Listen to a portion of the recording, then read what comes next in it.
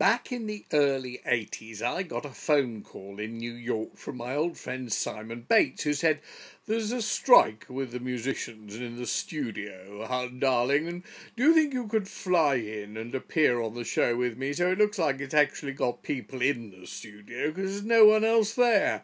I said, "Yes, fine." He said, "Do me a favour and wear your multicoloured wig." I said, "Simon, I don't wear that anymore, under no circumstances." He said, "Well, please see if you can find something interesting to bring with you.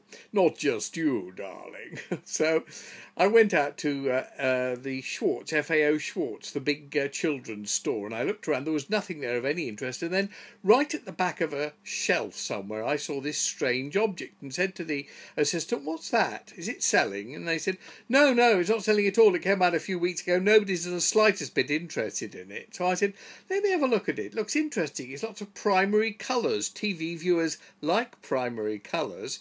And he said, "OK," and I looked at it and saw it, played around with it. It was called Rubik's Cube.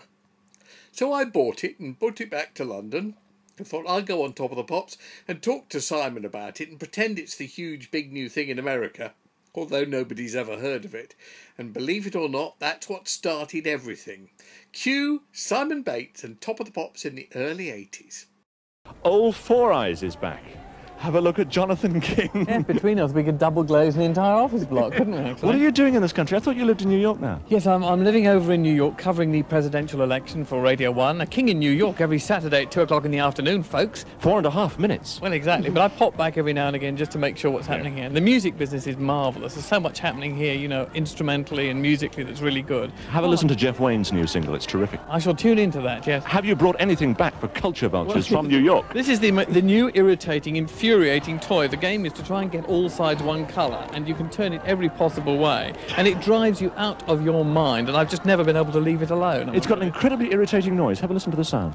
There you go. This is the noise of a new irritating American game.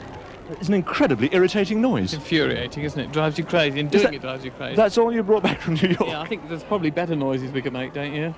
How about the middle bit of the chart?